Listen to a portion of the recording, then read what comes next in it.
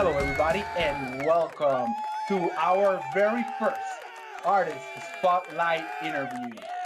Today, I'm going to introduce somebody who is incredibly prolific at his craft.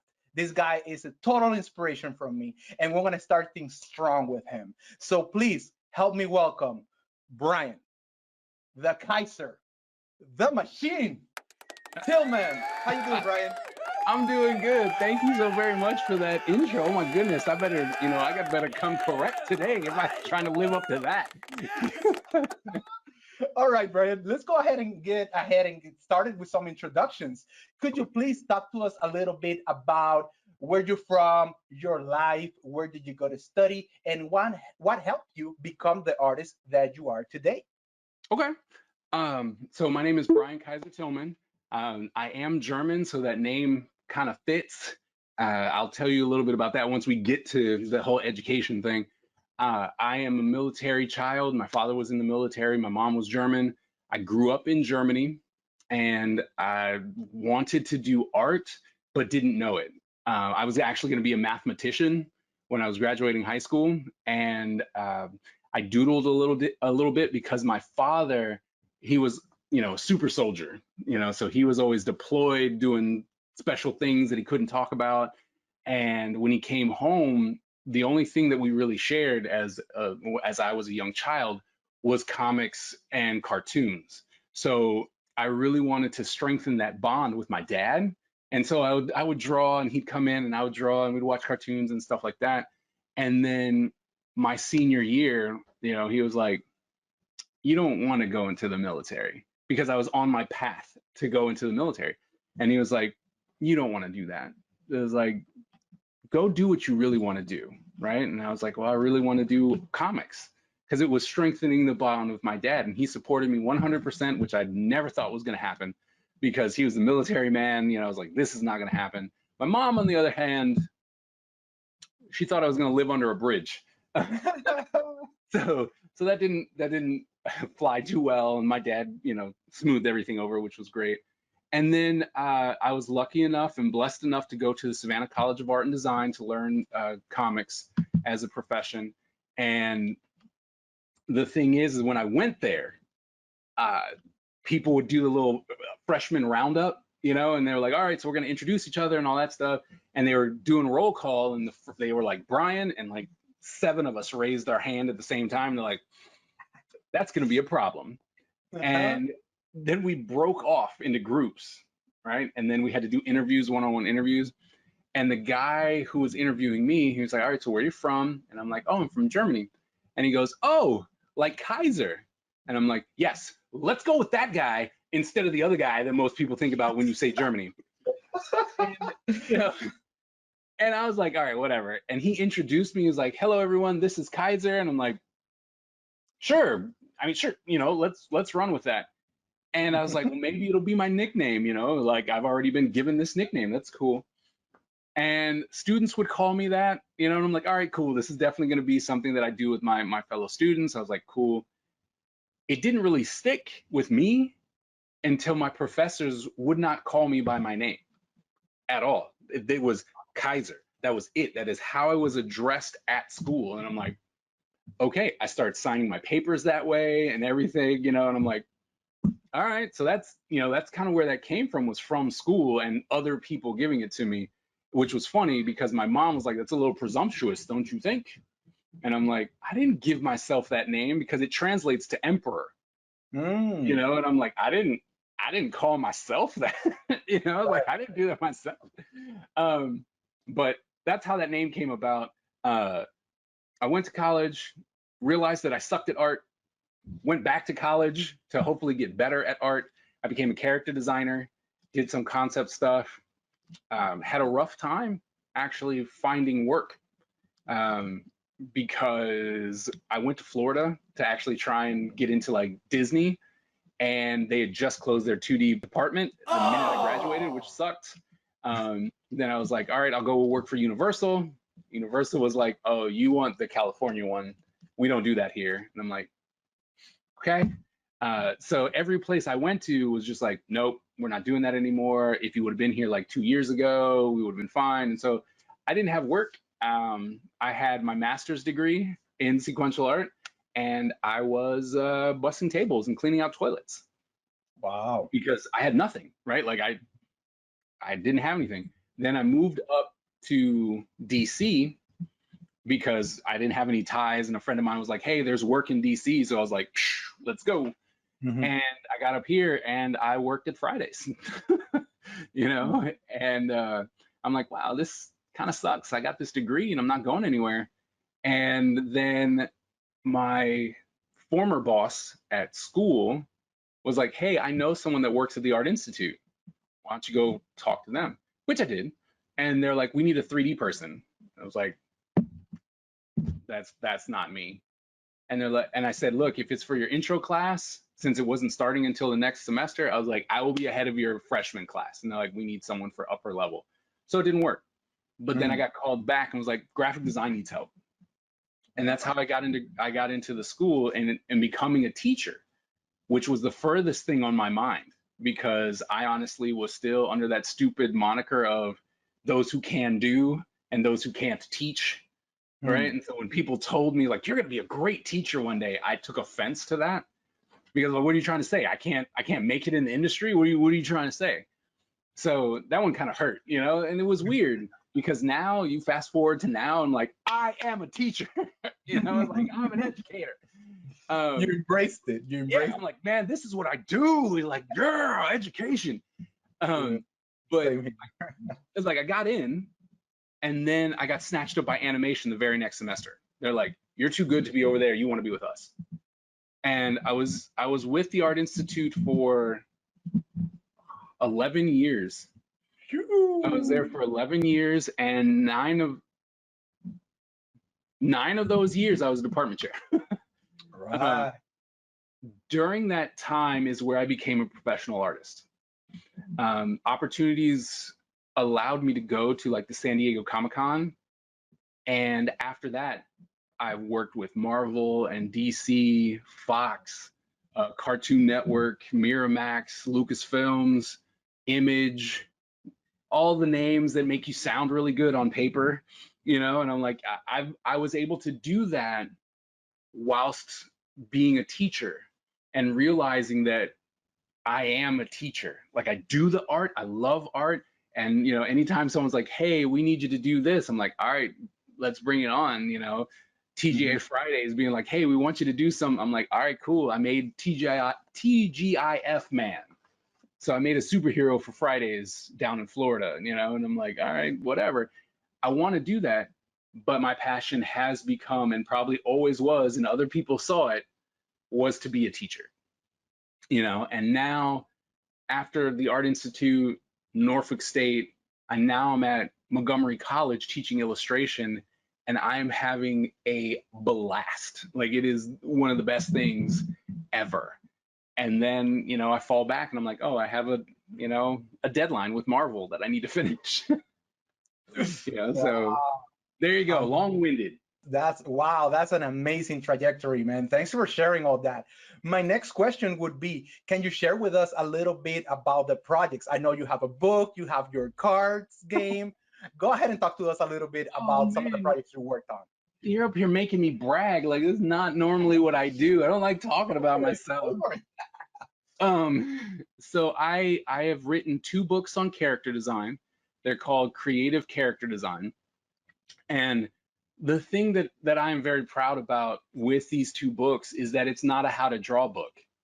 There are so many how to draw books out there, and mine's not that. It's literally a theory book. It is an intro level theory book on character design. It's stuff that you need to think about before you start drawing. Who's your audience? What's the color theory for your audience? What is your silhouette going to look, you know, like, how do the shapes affect your silhouette? What archetypes, the story that you're doing, you know. And I have 2 chapters on story.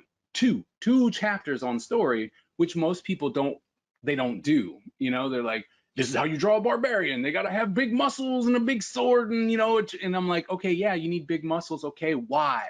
Why do you need big muscles? Why do we have the square jaw?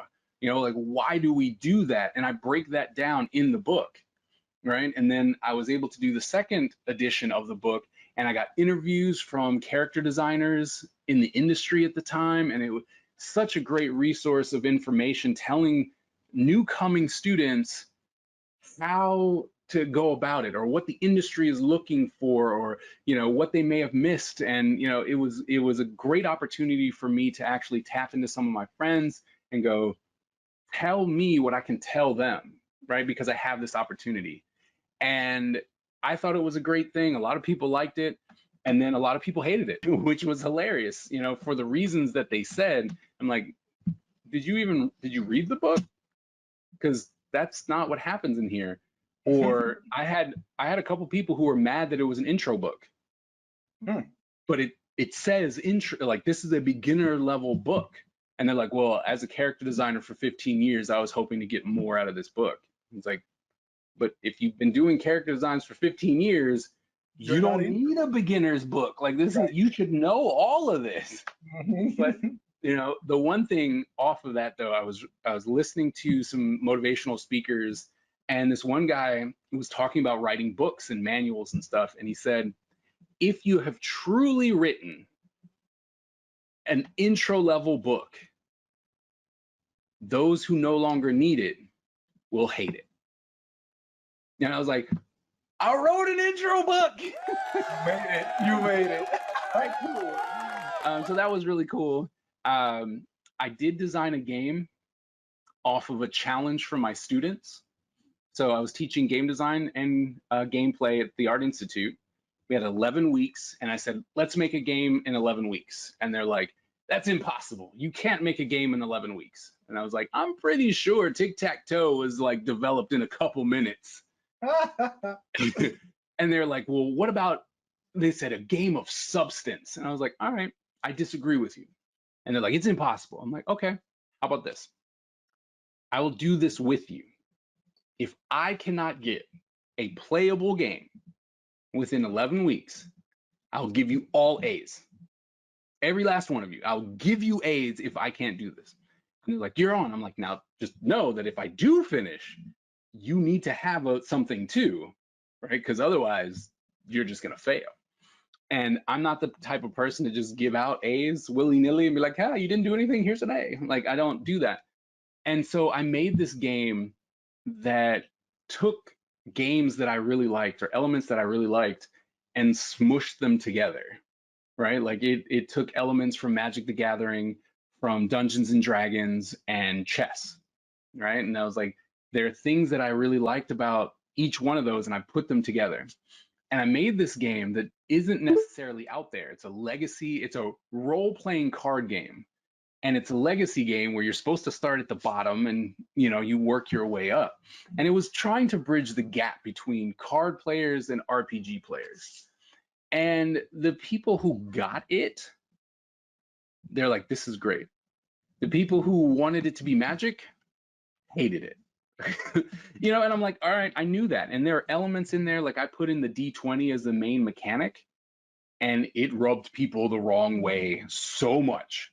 And I'm like, yeah, but you're not mad at that in D&D. And they're like, well, there are modifiers. I'm like, there are modifiers in here too. It's like, you just don't like it because it's a card game and you want more control, and that's fine, right? But I kept going, and I did, by the way, for those of you who didn't pick up on it, I did finish it in the 11 weeks. I finished the game. It sucked, by the way. It was horrible. It was horrible. It was horrible. When I finished it and I had people demo it outside of class, I had a game that lasted 3.5 hours and didn't finish. And I was like, it's not supposed to be this long.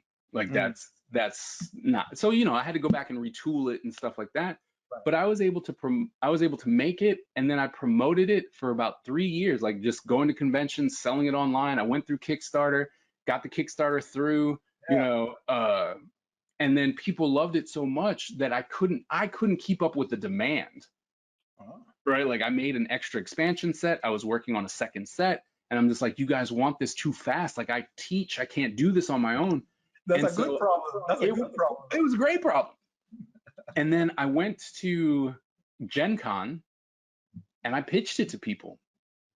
And people were like, "Oh, this is good. I like this. I like that." And, and they're like, "We might need to change some things." And I'm like, whatever, we can talk. And Upper Deck bought my game. Yeah, Yes. they bought it. They bought it. They promoted it. Yeah, 2018. It was the centerpiece for their Gen Con booth. I mean, it was crazy. I was like, what? And they were releasing like uh the Hulk. They had Hulk game, a James Bond legendary game, and I'm like, and you picked mine to be like the centerpiece of it. It was unreal. It was absolutely phenomenal. I don't know how I got that blessed. And then, as it would have it, people who hate it were very vocal about why they hated it. Right, right, right. And I'm like, all right, and people get really nasty. You're not hurting me, you don't like it. You bought it though, didn't you? You bought it, right? You bought it though, right? And I'm like, cool. So I have this game that's out there. It's been published. It's worldwide. I think it's a fantastic game. A lot of people who play it and get what it's supposed to be, they're like, this is really good, but it's out there. I did that. And then I guess lastly, the project that I'm really working on is called Ninja Empire. And Ninja Empire is my magnum opus to the world, right? And it is a cross platform. The whole idea is that I'm going to be doing comics, games, both video and board games, toys, cartoons. Like I'm setting this up to just hit the world and be like, oh wow, ninjas. Like ninja, like everywhere. Like it was in the 80s. Like in the 80s, if you had an action Right. movie, there was a ninja somewhere in that movie, right? Yes. That's what I would love to be able to bring back. Like that's my one goal, right? Like let's bring ninjas back into the forefront. Right. If I could do that with this project, even if it's for cartoons, or toys or whatever, I would be ecstatic, and Right. it's something that was because of my dad, right? Like in the end, everything that I do like kind of rolls back into my dad, right? He loved martial arts and, his third degree black belt, and he's a dangerous man, and we loved ninjas. We watched a lot of ninja movies and stuff like that. And Nice. so I'd always have a ninja in any of my projects. One. And so I was like, why not have a whole world? Like the world is ruled by ninjas, Nice. and so there's all kinds of ninjas. It's a fantasy based, like stuff doesn't make sense shooting out icicles from there, the Sub-Zero, Mortal Kombat and all. But Yeah. it's a lot of fun. It's fantasy. It's all ninjas, and it's a project where I actually was able to get my dad in it as a main character. Like I finally What? found a way to get my Nice. dad to be part of it. And for me, like that was the pinnacle of what I was finally able to do, because I couldn't find a way to get him that made sense. And I finally found it. And I was like, he's got his character, his whole story is there, everything is there. And I'm like, this is going to be awesome. And I mean, I'm excited and I can't wait to put stuff out for other people to be excited with it as well. Very awesome, man. Wow. So I'm really, really glad to hear all that. So I would like to ask you now, based on that, like the fact that you emphasize how important was to bring, let's say, a character like your dad into your world of ninjas, like that is inspiring. Like he obviously had a lot of influence, Right. in terms of who you are today. Let's talk about influences. Like who maybe there are other artists that maybe you follow that you like. Sure. What's funny is that when I went to school, I was told that my style resembled someone, and that was Alex Toth. And I didn't know who Alex Toth was. And they're like, you should go look him up. Your style really resembles, stark blacks, and it was like, all right. So I looked him up and I found out that he was the designer and artist for all the characters of the cartoons that my dad and I used to watch. Like that was like he designed everything. And I'm like, oh my, it's like it's full circle, I'm like, I had no idea. And his work was so awesome. And I'm like, oh wow, I really do like because it's so graphic, like if you look at my work, you see that it's very graphic oriented, right? Straight Mhm. lines, strong, bold lines and colors. And it's just like, okay, there's a lot of graphic to this. And that comes from Alex Toth. Like he's one of the, the super artists from before that I was just like, I wish I could have met him, right? Yeah. But then to be honest, like the people that inspire me are the people that I keep around me, right? Like there's this really great artist called Elvin Hernandez. Um, he inspires me to no end because I just don't understand how he operates. Like it is amazing what he does, And to be honest, you are on the top of my list with the amount of stuff that you're doing. What? Oh my man, come Oh, on, man. I'm honored, man. You're making me As blush. many comics as you are dropping, like, and it's just like hey, I just did another comic. You're like, how, when, what? And then you're like, I sculpted this. I'm like, what is going on here? That is inspiring to me. I don't need to look to like, a Jim Lee or a J. Scott Campbell or, anyone who's up there. Yeah, do I like people? Yeah, Humberto Ramos, fantastic guy, love him, right? Great artist, inspires me all the time. Great.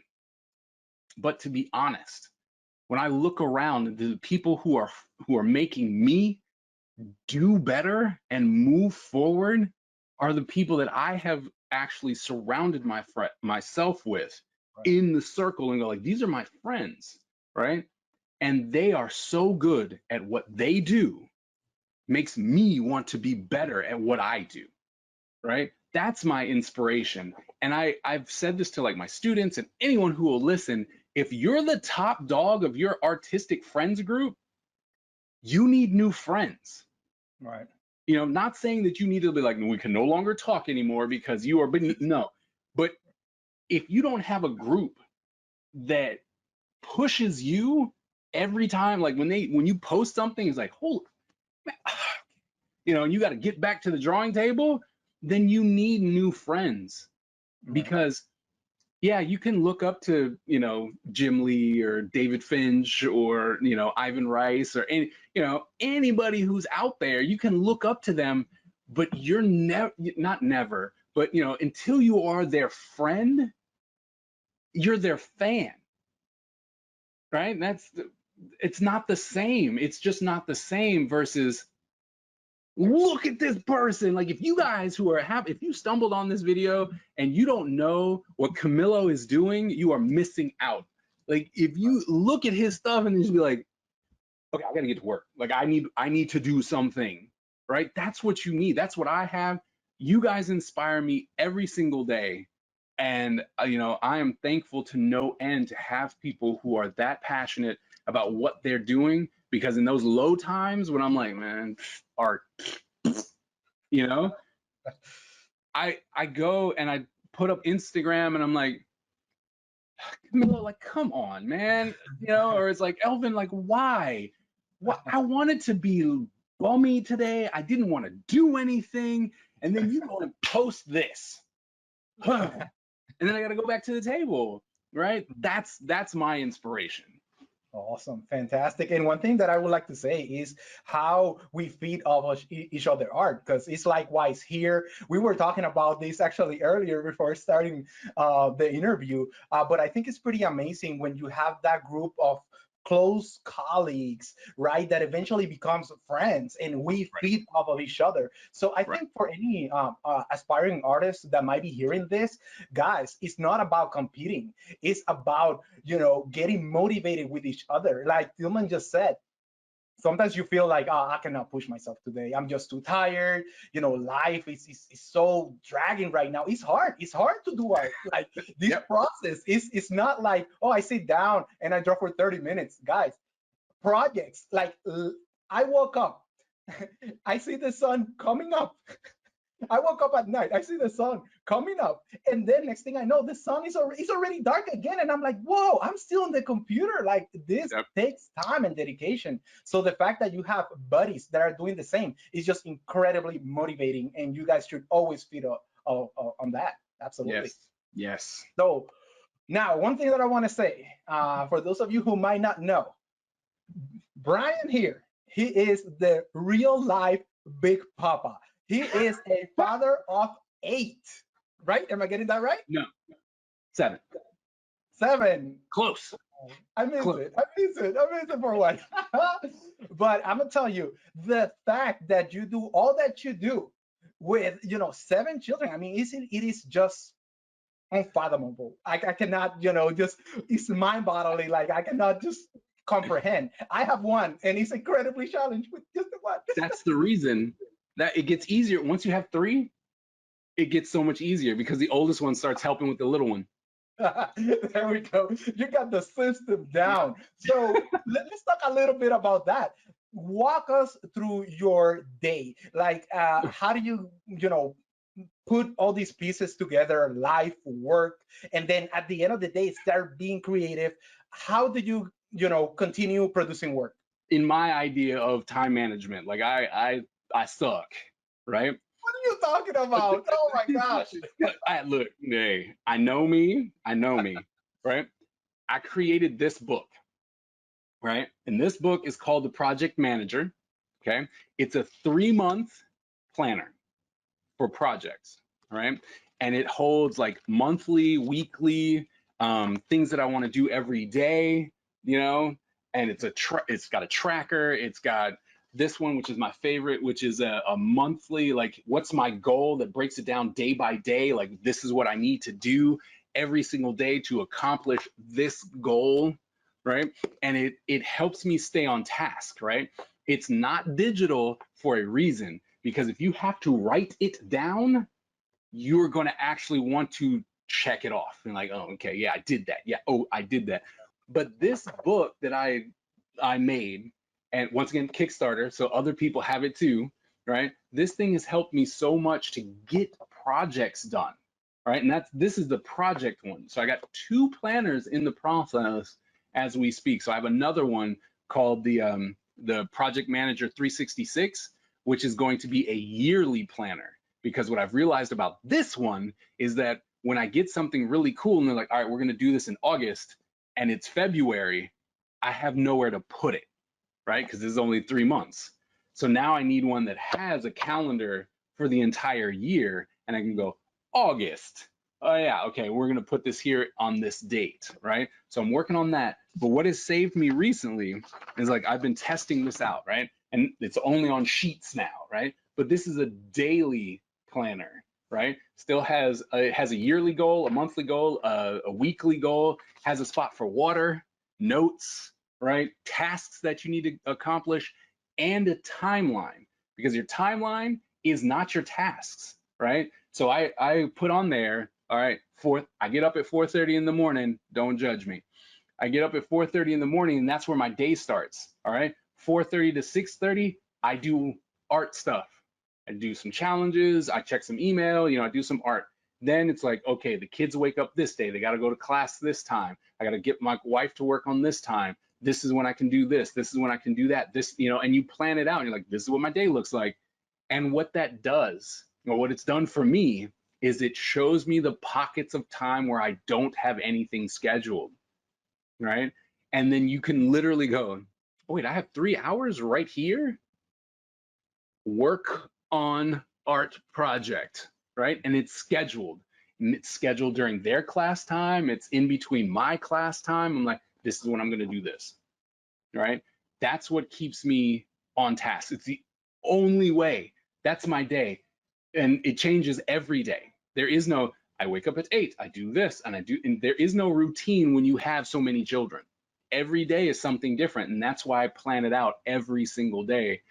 But I have one giant list every day that I can fill out the night before, most of it, and then come in and go, all right, some stuff has happened in the morning, write it down. There's my checklist. That's how I get it done. It's the only way I get it done.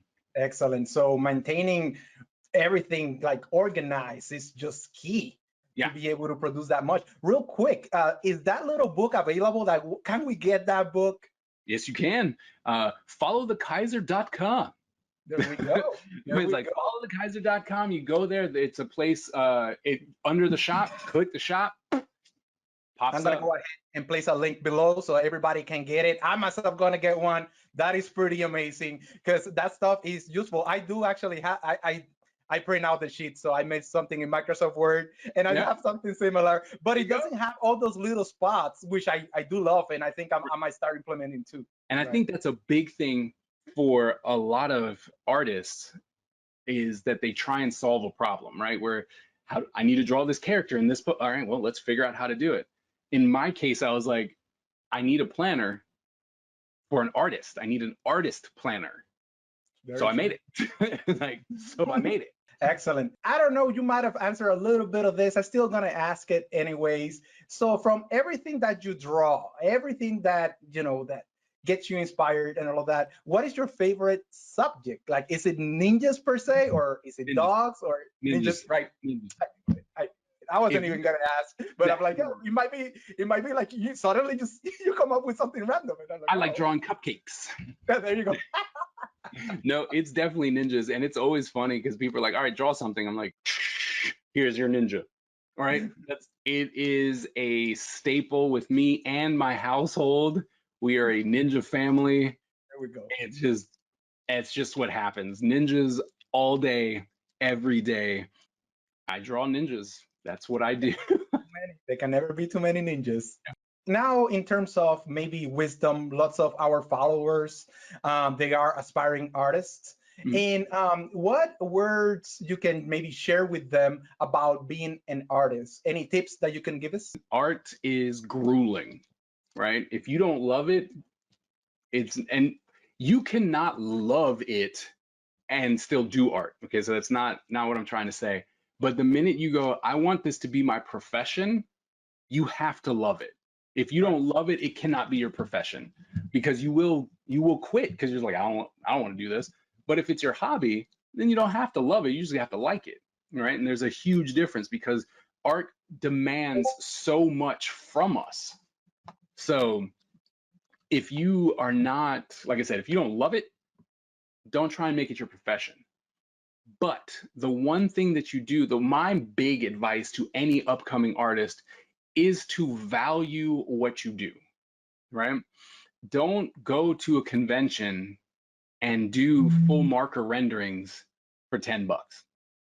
Like, don't do that, right? It cheapens the pool for everyone else who has put in time and effort, right? And it's just like, oh, you're doing all this work because you're trying to make a name. You want to get people to know you. That's cool. Trust me, I've been there. I was that guy doing full marker renderings of characters for $10, right? And it took some other people who have been in the game for a little bit longer, and they're like, what are you doing? Like, you're going to work yourself to death, right? It's like, I charge for what you do, I charge $80, right? Maybe I won't get as many people coming through, but there are people who will buy it for $80. And so now I've done one commission, you have done 8, Right. right? And it's like, so know what the art that you're doing is worth, right? Because just because no one knows you doesn't mean that that makes your work less worthy. So if you go around to a convention, you do your research, go to a convention, look around, see what people are charging, and be honest with yourself. That's the big one. Know where you stand with your skills, right? If you're like, I draw just as good as Jim Lee, make sure that you actually draw just as good as Jim Lee. Okay? Don't draw like, a 5th grader and then be like, I'm just as good, because that's not going to happen. Then, of course, no one's going to pay you Jim Lee prices if you can't hit that mark, right? But then if you can go around and be like, all right, I'm here, I'm like in this range, and it's like, it's $60 for the charge $60, right? And then just, yes, is it going to be rough? Of course it is, because nobody knows you, Right. right? But that doesn't take away, like, don't cheapen your work just because you're like, well, I'm not getting any attention, right? Don't do that. Have options, right? If you're like, you're too expensive, have prints, have stickers, have buttons that cost $2, $4, $5. That's gonna work for you, but don't cheapen the hard labor. If you got to put in 3 hours worth of work, you should get paid as though you put in 3 hours worth of work. Absolutely. Absolutely. I couldn't agree more. Question for you now. Yes. Because we dabbled into the subject a little bit, and I figured might as well just ask because this question has come up a couple of times. Aspiring artists, when they're starting, right? I want to talk about the value of original work versus Mhm. fan art. And this is something that happens a lot in Comic Cons, and I want to get your 2 cents on it. I'm a big person of original art. Like, I would love to be able to go to Artist Alley and see everyone promoting their own project, right? And like, oh, look what I'm doing, because the industry says they want new stuff, right? Like, oh, we get the same old story, we got the same old characters, but the thing is, the industry keeps buying that, right? The consumer keeps buying the same thing. So you have to know what it is you're trying to do. Are you trying to stand out with your own work? Or are you just trying to be in the same sea of people like everyone else and hope that your style and charisma or whatever can rise you up above other people? Right? Like there is no wrong answer. It's just, what do you want to do? What I found is that everybody that is successful goes, oh man, but I want to work on my own project. Right? So all the people drawing Batman and X-Men and all that stuff, eventually they get to the point they're like, man, I really want to tell my own story. It always comes down to, I want to tell my own story. So you can either completely bypass that and tell your own story, Mhm. or you can go into fan art. Do I do fan art? Yes. Why do I do fan art? Because the consumer really will not give you a lot of attention unless it is with something they know, right? I use fan art as a gateway. They're like, hey, look, I drew Wolverine. They're like, oh, wow, I like your style. Then you will love my book. I'm like, oh, you're doing something else? Wolverine generally stays on the table, and they pick up my book. But they would not come and get my book if they didn't see Wolverine first. And that is where we are right now. The big issue is when you do fan art and you're making prints and you start making sketchbooks about other people's IP, is that you are actually in copyright infringement territory. And if any lawyer decides, like, you know what, we're going to make an example out of people, you don't have any original content, guess what? Your stuff's got to go, because if they decide just one time, if one hotshot lawyer or president or VP of the company just goes, if you are not currently working on a project with our company, you are not allowed to draw our characters. Like, you could draw it as like, here's a commission, I did it right then, but you cannot go, I have 50 prints, I made a t-shirt out of it. They're going to be like, no, you can't do that. Right. It's going to take one person, and then that ripple will go through everything. And all those print towers, all the people who specialize in fan art are going to be crippled. But as of right now, everyone is still turning that blind eye, right? And they're like, well, we don't see it. But I personally think it's going to change. Like I said, I'm a big proponent of, you should do your own work, Absolutely. because you're going to be more passionate about it. I love the X-Men. I would put in more effort into drawing Ninja Empire than I will ever put Yes. into the X-Men. And it comes down to the fact that as an artist, guys, you need to think about, are you a creator, right? Are you a producer? Do you produce your stuff, or are you a fan? Are you a fanatic? There's nothing wrong with liking the X-Men, anything, Nope. Spider-Man, whoever. There's nothing wrong with that. The thing is that, are you a fanatic or are you a producer? At some point in your career, you're gonna have to take a path. Yep. If you're gonna keep on being a fanatic all your life, then know that you will not really grow personally, because at the end of the day, we are all creators. Whether you like it or not, whether you know it or not, we're all creators at some degree. So I would encourage you, like Bryan just mentioned, do your own work. Yes, it's going to be tough. Yes, people will not buy it. That's okay. You're putting your stuff out there. Do not be afraid to fail, Right. because guess what? You're going to learn for that failure, and then you're going to do it again, and it's going to be better, and then again, up until the point that, guess what? Now you have no need for fan art, Right. right? And Yep. that is incredibly rewarding, because at the end of the day, it's not about the money, guys. It's about your creations that you're bringing to life. The one thing that comes off of that though is if you are constantly doing your own thing and you do it one year and then you do it another year, then people will all of a sudden take notice that you are actually doing your own thing. They will give you the attention. And what happens is all of a sudden you become an overnight success, Oh, right? And then all of a sudden, like, where'd this person come from? Like, well, I've been doing it for the past 5 years. And they're like, oh, overnight success, right? But the thing is that it's going to take time. That's all it is. It takes time. And once again, going back to, if you love art, right? If you love it and you want it to be your profession, you're willing to put in the time. And if you're going to put in the time, why not go ahead and put in the time in your own stuff? exactly right. Exactly right. There's a saying, I'm probably butchering it, but it goes somewhere around the fact that it takes 10 years to become an overnight success. Yep. Yeah. It's a good Yeah. one. Bryan, this has been amazing, incredible. Thank you so much. Thank you. Real quick, I would like you to, if anybody would like to get in touch with you, follow you, where can we do that? So I am Follow the Kaiser on all social media.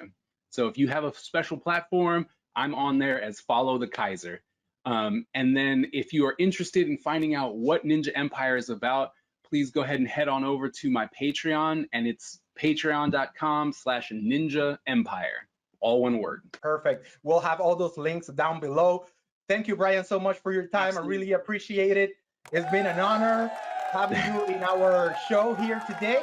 And, we're starting strong and we'll keep on being creative. Thank you so much. Thank you for having me. It was awesome.